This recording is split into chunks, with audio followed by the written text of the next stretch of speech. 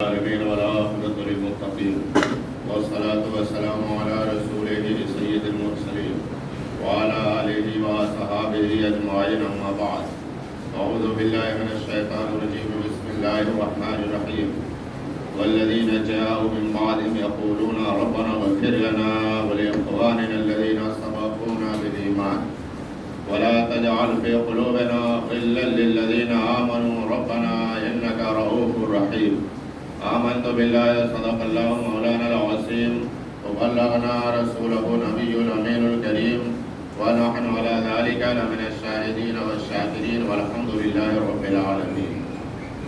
بارگاہ رسالت باب میں ہدیہ درود شریف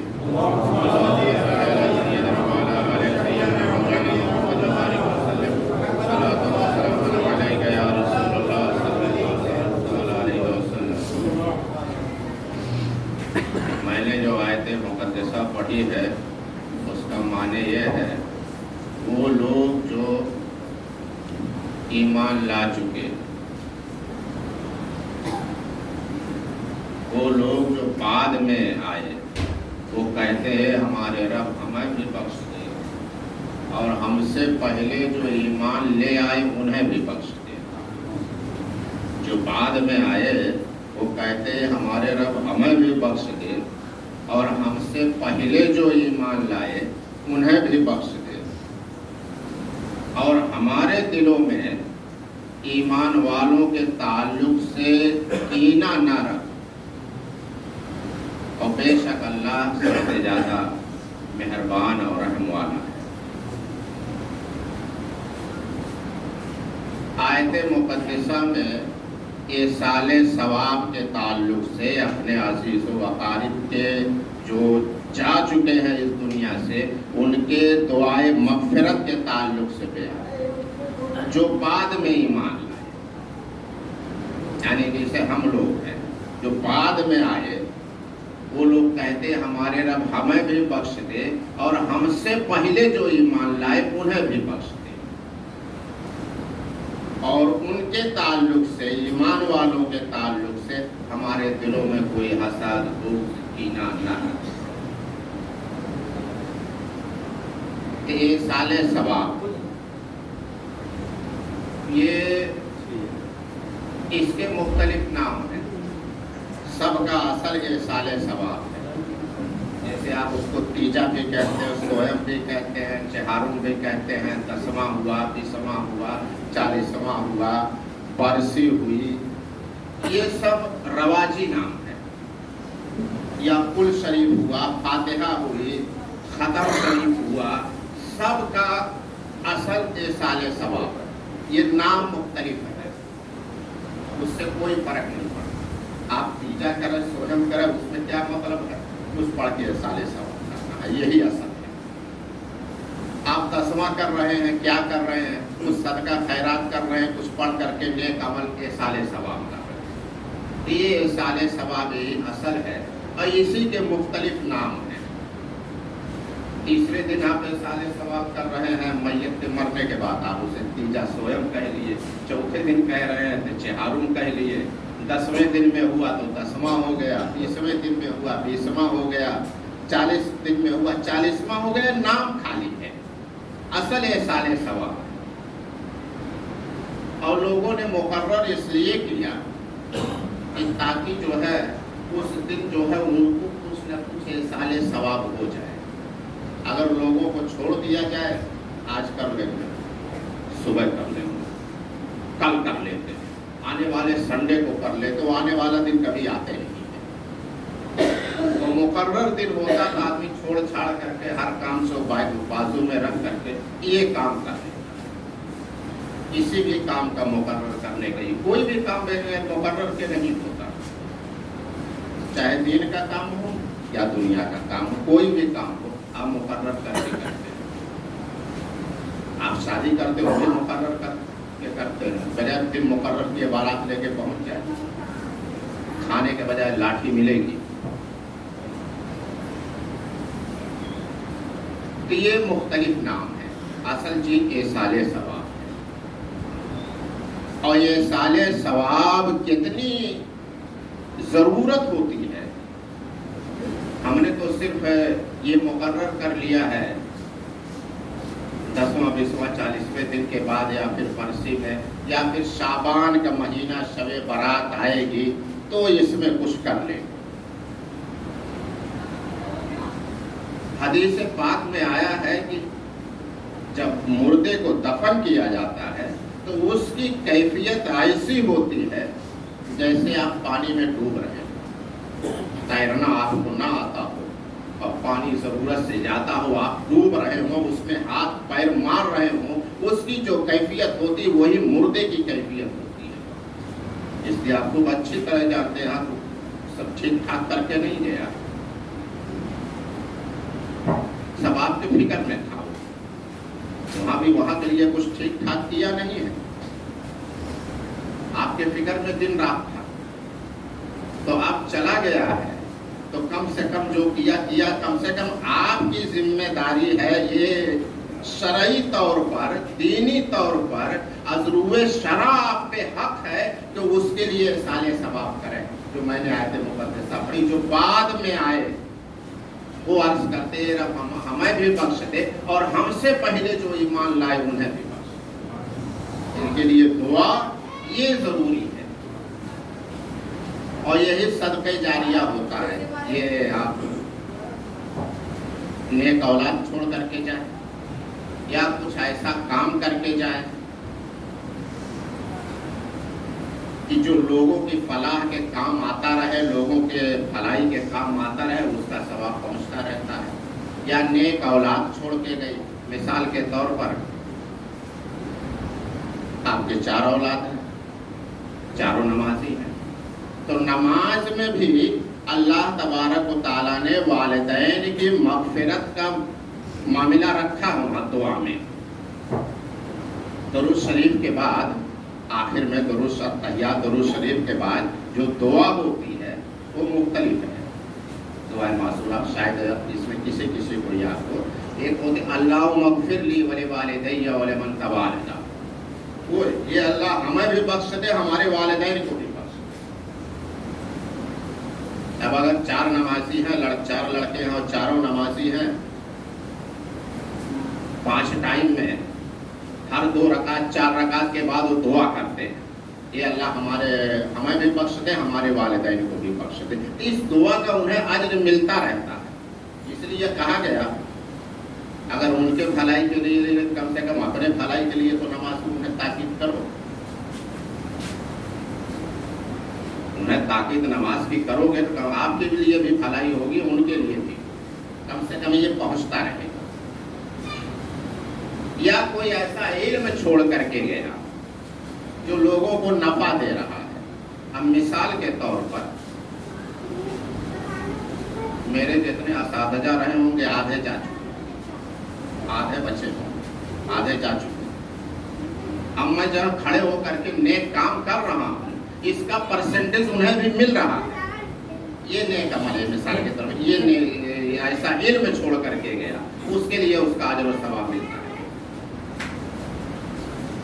یا کوئی ایسا فلاحی کام جو لوگوں کی بھلائی کے لیے ہو, نیک کام ہو, اس میں آپ نے پیسہ لگایا, یہ جب تک لوگوں کے بھلائی کے کام میں, لوگوں کے کام میں آتا رہے گا, اس کا اجر و ثواب ملتا ہے. اور یہ نہ سمجھیں قبر کا معاملہ بڑا سخت ہوتا ہے, وہ ہم تصور نہیں کر سکتے. میں آپ کو ایک حدیث سناؤں, اس سے جہاں تک سمجھنے کی سمجھ سکو وہاں سمجھ لیجیے. ایک صحابی رسول حضرت سعد بن معاذ, یہ انصاری صحابی ہے. وہ انصاری صحابی میں بڑا معزز رتبہ ان کا ہے. یہ جب انتقال فرمائے تو حضور موجود تھے.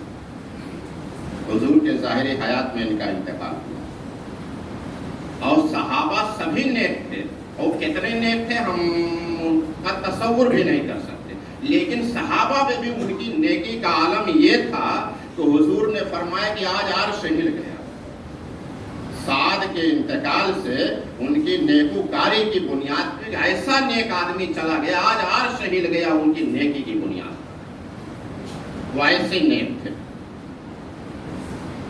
हुजूर ने उनकी नमाज जनाजा पढ़ाई, सहाबा ने पढ़ी थी, हुजूर थे। और जब नमाज जनाजा पढ़ा चुके तो हुजूर ने सहाबा से अर्ज किया, तुम्हें मालूम है तुम्हारे साथ कितने लोगों ने नमाज पढ़ी? हुजूर आप बेहतर जानते हैं। तो यही देख रहे हैं जो सामने है हम लोग का, तुम्हारे साथ 70,000 फरिश्ते भी नमाज जनाजा में शरीक थे। साथ का वो रुतबा अल्लाह की बारगाह में था। अर्श हिल गया जिनके इंतकाल पर। 70,000 फरिश्ते एक तादाद है, 70,000 फरिश्ते उनके नमाज जनाजा में आए। हुजूर ने नमाज पढ़ाई, सहाबा ने नमाज पढ़ी, उनकी तहजीब व तकफीन में हुजूर बराबर शरीक रहे। और जब कब्र को बराबर किया गया,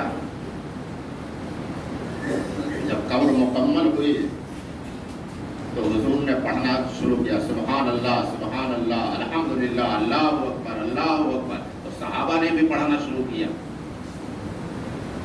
थोड़ी देर के बाद किसी सहाबी ने पूछा, या रसूलल्लाह आपने मुकम्मल होने के बाद, कफन दफन मुकम्मल होने के बाद, कब्र मुकम्मल होने के आपने ये तकबीर और तस्बीह क्यों पढ़ना शुरू कर दी?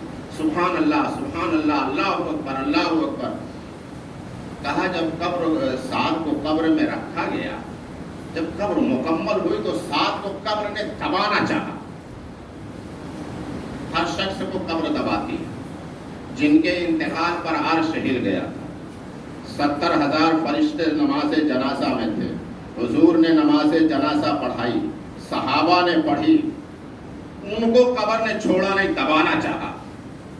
हुजूर ने तकबीर कहा, हमने तकबीर पढ़ना शुरू किया। उस तकबीर और तस्बीह की बरकत से कब्र कुशादा। सहाबा में थे, अर्श हिल गया था, 70,000 फरिश्ते नमाज जनाजा में थे। हुजूर ने जनाजा पढ़ाई, तहजीब व तकफीन में उनके हुजूर शरीक रहे। इनको कब्र ने छोड़ा नहीं, दबाना चाहा। बहरहाल हुजूर ने बाहर से मदद किया, अल्लाह की तस्बीह पढ़ी, तकबीर पढ़ी, उसकी बरकत से कब्र कुशादा हो गई। तो हम तो नापने जाए तो लिस्ट में कहीं नीचे नहीं आएंगे। तो कब्र का हाल क्या होता है? तो ये साले सवाब, ये जरूरी उनकी राहत होती है। अब ये साले सवाब क्या है? ये नहीं, ये मुख्तलिफ तरीके हैं। आपने जो 2-4 लाइन बना करके रखे किसी में होगा नहीं, मुख्तलिफ तरीके हैं। और इसके लिए कोई एहतमाम नहीं। आप घर में भी कर सकते हैं, वैसे हर जुमेरात या जुमा को करना ही चाहिए। आप मिसाल के तौर पर मस्जिद में आए हैं, नमाज के बाद झोली फिराई जाएगी, 100 रुपया निकाला, दिल में तसव्वुर किया ये मेरे माँ के सारे सवाब के, ये 50 रुपया 100 रुपया 200 रुपया निकाला, झोली में रखा, मेरे माँ बाप के सारे सवाब के। ये मुख्तलिफ तरीके हैं, ये सारे सवाब ये जरूरी है। और वालिदैन के लिए खास कर जरूरी है। इससे सिर्फ उन्हीं का मामला नहीं बढ़ता, आपके रुतबे में भी इजाफा होता है, आपके नेकियों में इजाफा होता है, रुतबे में भी इजाफा होता है। ये बारहा सुना है कि माँ के कदमों के नीचे जन्नत है, माँ के कदमों के नीचे जन्नत है। और माँ राबिया बसरी हो तभी जन्नत नहीं है, माँ कैसे भी हो, उसके कदमों के नीचे जन्नत है। और जन्नत कहाँ पे है? ये जिब्राइल अलैहिस्सलाम के घर के सामने है। ये जिब्राइल अलैहिस्सलाम का घर कहाँ है? 7वें आसमान के ऊपर जो सिदरा है, 7वें आसमान के ऊपर सिदरा है, वहाँ जिब्राइल अलैहिस्सलाम का घर है, उसके सामने जन्नत है। जन्नत वहाँ से शुरुआत है। इंदा सिदरतिल मुंतहा इंदहा जन्नतुल मावा, सूरह नज्म। जिब्राइल अलैहिस्सलाम के घर के सामने जन्नत है, ये पहली जन्नत, उसके ऊपर जो 8 जन्नतें उसके ऊपर है। यानी माँ का कदम इतने ऊपर है, सारी जन्नतें उनके नीचे हैं। कहते माँ का मामला हो गया, बेचारे अब्बा ने क्या कसूर किया? सारा काम तो बेचारा अब्बा का भी कम नहीं था। ये सुबह चाय पी के निकलता था तो शाम को आता था, थकता था, और और दिन में पता नहीं चाय मिलता था कि नहीं मिलती थी, या वड़ा पाव खा के रह जाता था बेचारा पूरा दिन। तो किसके लिए? बच्चे हमारे सुखी रहते। बेचारे ने क्या काम किया? गड़बड़ी किया, अब्बा का जिक्र भी नहीं, इसकी भी खिदमत कम नहीं है। तो माँ के कदमों के नीचे जन्नत है, और हुजूर ने फरमाया उस जन्नत का जो गेट है सबसे बड़ा, वो बाप की रजामंदी में है। अगर आपने जन्नत हासिल भी कर लिया, बाप नाराज रहा तो गेट ही नहीं खुलेगा, बाहर खड़े रहो चुपचाप कमर पे हाथ रख। तो इसमें हमें क्या मिलेगा? जब हुजूर मेराज पे गए और जब जन्नत का में मुआयना कर रहे थे, जन्नत में गए देखने के लिए, तो हुजूर ने कुरान की तिलावत की आवाज सुनी। तो जिब्राइल से पूछा, जिब्राइल यहाँ जन्नत में कुरान कौन पढ़ रहा है? तो हुजूर आपके गुलाम नोमान बिन हारिसा जो है मदीने में पढ़ रहे हैं, आवाज उनकी जन्नत में आ रही है। कहा वो तो कुरान मदीने में पढ़ रहे हैं, आपके गुलाम नोमान बिन हारिसा है, जब आवाज उनकी जन्नत में आ रही है। कहा मदीने में कुरान पढ़ रहे, आवाज जन्नत में? कहा माँ के बड़े फर्मा बरदार है, माँ के कदमों के नीचे जन्नत है, माँ की फर्मा बरदारी की बुनियाद पर उनकी आवाज मदीने से जन्नत में पहुंच रही है। तो माँ के फर्मा बरदार ऐसे थे, तो जैसे हम लोग हैं वैसे नहीं। हम फर्मा बरदारी बीवी पे डाल देते हैं, माँ की खिदमत कर लिया, माँ का काम कर दे। वो बीवी पे नहीं डालते थे, वो अपना खुद करते थे, और बीवी की जिम्मेदारी में है भी नहीं। अम्मा तेरी है, तेरी जिम्मेदारी में है, तो खुद करते थे वो काम। और कोई चीज अगर एक बार वो पूछते थे, अगर समझ में बात ना आई तो दोबारा नहीं पूछते थे। या तो अहलिया को आगे बढ़ा देते थे, या बाहर आके खड़े हो जाते थे, कोई खातून गुजरते थे तो उनको भेज देते थे, क्या बोली कि मेरे समझ में नहीं आया, जरा जाके आप पूछ लीजिए। तो उनकी खिदमत की बुनियाद पर उनकी तिलावत की आवाज जन्नत में आ रही। और यही नेकियां नहीं है, हदीस पाक में आया है कि नेकियां ऐसी भी हैं। मिसाल के तौर पर बाप का इंतकाल हो गया, आपका कोई फंक्शन है, घर में कोई भी मामला है, कोई भी काम किया आपने, शादी है या कोई भी फंक्शन किया, तो आपके जो दोस्त वगैरह थे उनको आपने बुला लिया कि हमारे अप्पा के दोस्त थे, ये नेकी का सवाब भी उन्हें मिलेगा, ये उनके हुकूक में है। बाप के दोस्तों का इकराम किया जाए, उन्हें इज्जत दी जाए, और जिन चीजों को वो निभाता था उनको निभाया जाए। मिसाल के तौर पर जिन रिश्तेदारों से उनका ताल्लुक था, उस ताल्लुक को कायम रखा जाए। जो चीजें वो निभाते थे, अब मिसाल के तौर पर उनका ये मामूल था, आपको मालूम है उनका मामूल था महीने में 100 रुपया मस्जिद में 200 डाल जाते थे, तब आपने भी किया, अप्पा का मामूल था, ये हम भी करें तो ये सवाब उनको मिलेगा, या हुकूक में है।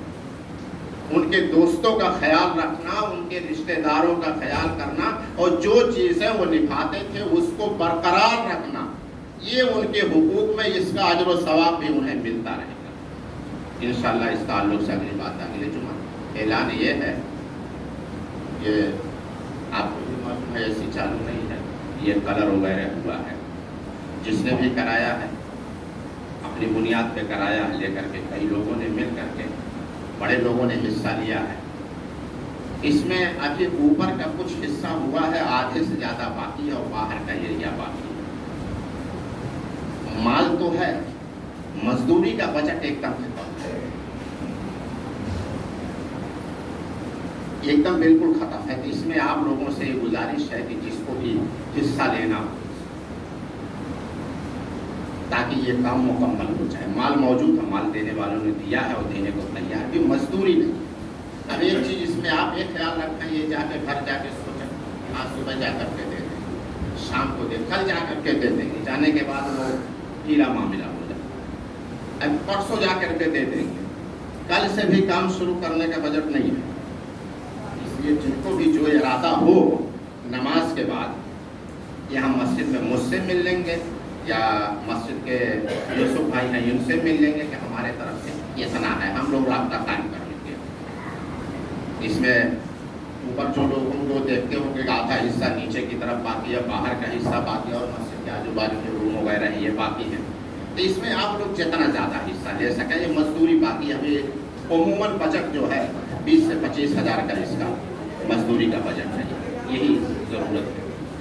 और एक गुजारिश है कि आप लोग इसमें झोली में न डालिएगा कि कलर के नाम से आप झोली में डालते, झोली का मामला अलग होता है, ये मस्जिद के अखराजात के लिए।